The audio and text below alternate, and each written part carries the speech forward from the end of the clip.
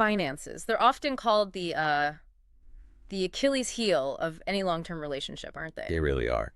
Maybe not topping number one for a first date, you know? Probably not. But if you're moving towards something more permanent, living together, marriage, a real partnership, well, talking about money isn't just important, It's fundamental. It's the bedrock. right? And today, we're taking a deep dive into a whole stack of sources that look at how couples can shift away from that constant money conflict Towards harmony, hopefully. towards financial harmony. Yeah. Yeah. Studies consistently show financial stress is maybe the leading cause of relationship breakdown. You hear that all the time. But what's really interesting and what the sources dig into is that the fight, it's rarely just about the dollars and cents. Okay, Yeah. so what's it really about then? It's about these deeper things, these unmet needs. Security, definitely. Yeah. Power dynamics, for sure. Individual freedom. And maybe the biggest one, trust. Trust. Okay, so that's our mission today. Let's unpack that. We're going straight to the core issues. Sounds good. We'll start by exploring the psychological roots of money arguments. Like, why do we even fight about this stuff? Understanding the why is step one, absolutely. Then we'll look at the practical side, structured ways couples can actually manage shared money. Especially when there are big income differences. That's a huge one. Oh, yeah. And finally, we'll touch on some of the tech tools out there designed to make this collaboration maybe a little less painful. Hopefully much less painful. No. So yeah, to get to that harmony, you have to understand the why first. The psychological roots, the experiences behind the conflict. Makes sense. We all bring different money styles to the table, right? Yeah. You might be the super planner tracking every penny. Guilty as charged sometimes. Huh? Well, your partner might be more, live in the moment, spontaneous. That classic saver versus spender dynamic. Exactly. That's the surface level. Mm-hmm. But the roots often go deeper into our past experiences. How so? Well, say you grew up with a lot of financial insecurity. You might become really, really cautious with money, almost rigid. Because money equals survival. Precisely. But your partner, maybe they never had those worries. They might spend more freely, see money as like a tool for enjoyment now. And when those two approaches collide, Boom. Money becomes the battleground for these unmet emotional needs. One needs control to feel safe. The other needs flexibility to feel, well, free. okay, so those are the underlying tensions. Where do the actual arguments tend to break out? What are the common flashpoints? Yeah, the sources we looked at really highlight 5 common ones. Number 1, differing spending habits. What is classic? Yep. But it's not just spender versus saver. What's interesting is the sources point out that excessive saving could be just as big a problem as overspending. Really? How? Well, if one partner is so focused on saving that they never agree to spend on shared fun or travel or even just little spontaneous joys. Where their partner feels totally deprived, frustrated. Exactly. Even if the bank balance looks great, it feels like life is being missed. That's a really key point. We always think saving is just good, but it can be used against the relationship experience itself. It absolutely can. Okay, number 2, disagreement over joint accounts. This hits privacy concerns head on. Which can quickly become about distrust, right? Instantly. Then, number 3, managing financial baggage. We're talking personal debt, usually student loans, credit cards. And the big question, does my debt become our debt when we get serious? Yeah, it's the million-dollar question, often, literally. Number 4, supporting family financially. Oof. Yeah. Paying for kids' college, helping out aging parents. It's potentially an enormous shared burden, and it has to be a joint decision, explicitly agreed upon. Otherwise, resentment builds fast. And the last one. Number 5, lending money to friends or family. One partner might see it as just helping out, being generous. While the other sees it as putting the couple's own financial stability at risk. Exactly. A direct source of potential problems. Okay, so those are arguments, but sometimes it goes beyond arguing into something darker. Financial infidelity. Yes. Financial infidelity. It's defined basically as negative money behavior that involves actively deceiving your partner. Like what specifically? Lying about purchases, hiding significant debt, having secret bank accounts or credit cards, maybe hiding a gambling problem. Things you deliberately keep secret. And the stats on why people do this are, well, they're pretty revealing. They are. Our sources showed, get this, 61% of partners who hid things said it was because they feared their partner's disapproval. Wow. 61%. Not just because they wanted to spend freely, but fear of judgment. Right. Another 38% said they just wanted financial privacy, and 33% felt embarrassed or afraid. So it's driven mainly by fear and insecurity within the relationship itself? Largely, yes. And the impact, it's devastating. Lower life satisfaction, much lower marital satisfaction. Yeah, one poll found it led to divorce in 16% of cases, separation in another 13%. That's significant. It is. But here's the hopeful part, the protective factor. Couples who actually set up a clear, agreed-upon financial structure, they are way less likely to experience this kind of infidelity. So structure acts like preventative medicine against deceit. That's a great way to put it. Structure builds transparency and reduces the need or perceived need for secrets. Okay, that's a perfect pivot. If structure is protective, how do couples actually do it? How do they put their shared money into action? What are the models? Right. Structuring the money is key to preventing conflict. We basically see three main ways couples manage their money, and ideally, you talk about this stuff early on. Before moving in or getting married, preferably. Definitely. So first up, separate accounts. Keep everything completely separate. Pros seem obvious. You control your own spending, fewer fights about habits, clear lines on who owns what debt from before. Totally. But the cons? Well, it requires constant, sometimes tedious communication about every single shared bill. Who pays what when? Sounds like a lot of admin work. It can be. Plus, you might lose out on optimizing things like joint investments or getting better rates together. Okay, so opposite end of the spectrum, the Yeah. joint account, the classic one pot approach. Everything goes in together. Yep, the one pot.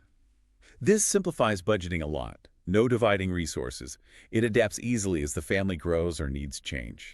Seems straightforward. Downside, Well, if your spending habits are really different, resentment can build up super fast. because everything is visible, no privacy. Zero privacy. Even buying a surprise gift for your partner becomes a logistical challenge. Ah, right. Which leads us to the middle way, the one that seems most popular now, the combination or hybrid model. Exactly. Often called the three-account model. This one comes up a lot in the sources. How does that work again? It tries to balance security and freedom. Basically, all income goes into one joint account first. Okay. That joint account covers all the shared expenses, rent or mortgage, utilities, groceries, savings goals, everything we need. Got it. Then what? Then, from that joint account, each partner gets a set amount transferred automatically each month into their own separate individual account. Ah, for personal spending. Exactly. Yeah. Sometimes it's called fun money, Ah. or, less appealingly, Huh. an allowance. Allowance sounds a bit infantilizing, but fun money. Okay. The pros here seem strong. You get the ease of the joint account for the boring stuff, the bills. Right, they just get paid.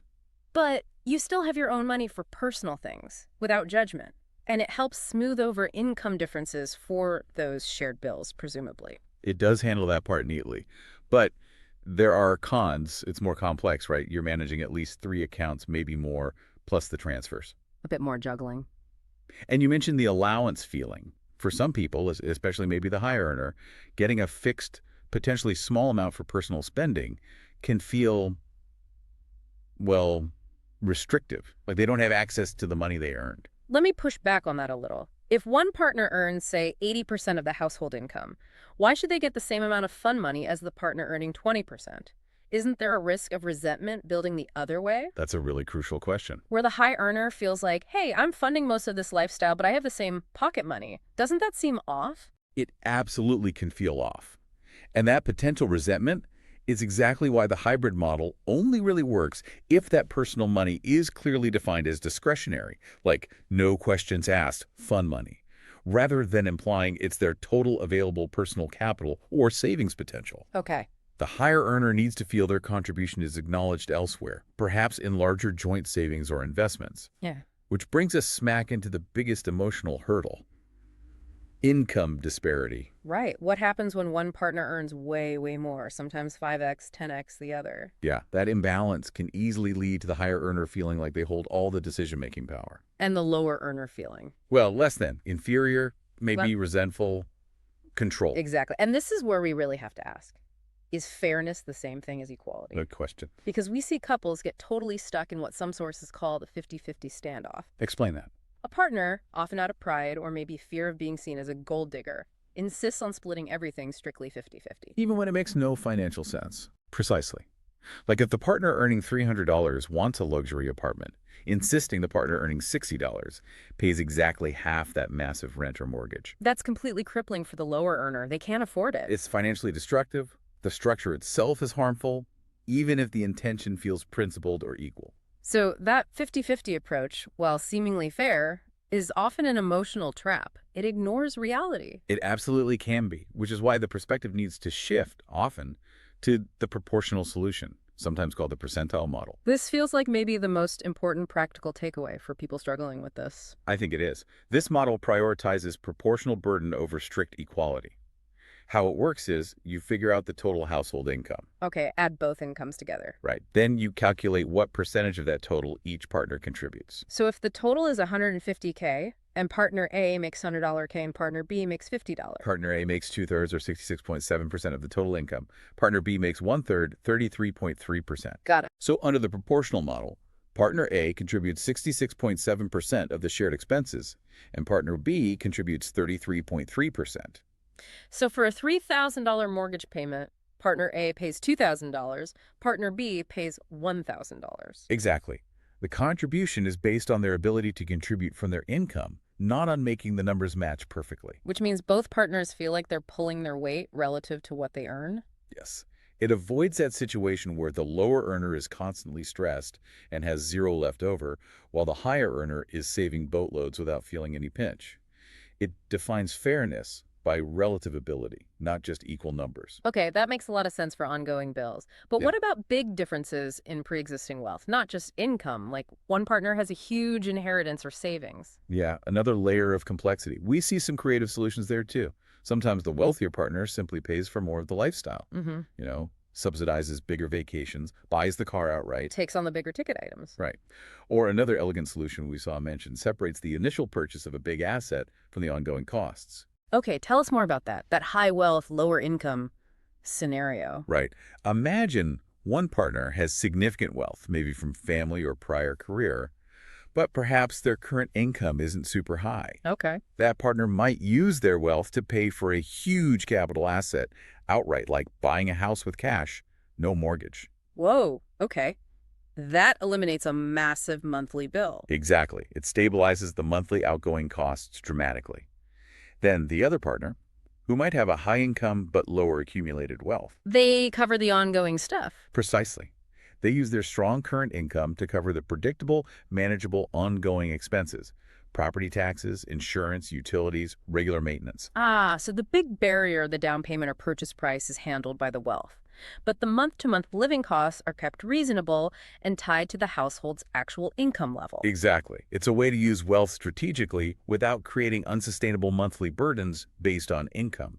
These solutions all sound great, but they obviously require a ton of communication and agreement, and then managing the logistics. Constant negotiation, yeah. Which brings us neatly to the next bit. Making whatever system you choose actually work day to day. And that's where technology can really help, right? Oh, absolutely. Whether you go joint, separate, hybrid, proportional, technology is your best friend for just streamlining the execution, making it less of a headache. Oh, so. Well, joint budgeting apps really encourage that open communication and transparency we talked about. Because everything's visible in real time. Right. The numbers are just there for both partners to see instantly. No hiding, less guessing. So, based on the sources, what are the must-have features couples should look for in these apps? We kind of put together a checklist. Yeah. Definitely shared access. Both partners need full, real-time visibility and input. Makes sense. Synced accounts is crucial. Automatically pulling in transactions from linked bank accounts and credit cards. Avoids manual entry, which nobody keeps up with. Customizable categories because every couple's spending is unique. And really important, goal tracking. You need to be able to set and track progress towards shared goals, like saving for a house, a trip, retirement. Keeps you focused on the why. Exactly. It reinforces the team aspect. Okay, so any specific app recommendations stood out? We looked at a few different types. For couples wanting something free and specifically designed for partnership, Honeydew came up. It focuses on that shared visibility and bill reminders. Good free option. What about more powerful, maybe paid tools? If you want high control, apps like YNAB. You need a budget. Get mentioned a lot. It's known for its philosophy of giving every dollar a job. That's zero-based budgeting, right, where income minus expenses equals zero. Exactly. You have to actively allocate every single cent. It's rigorous, often has a subscription cost, but people praise it for the level of control it gives them. Any others? Every dollar is similar, promotes that zero-based approach too. But a key thing to note is that the automatic bank syncing, which is pretty essential, is usually part of their paid premium version. Ah, okay. Good to know. What if you don't need full-scale budgeting? Just help splitting bills. Then something like Splitwise is great. It's less about overall budget management and more focused on just tracking shared expenses, who paid for what, and settling up debts easily. Perfect for roommates too, not just couples. Okay, so you pick your app, you link your accounts, you agree on a system. What's the secret sauce to actually using it effectively and keeping the peace?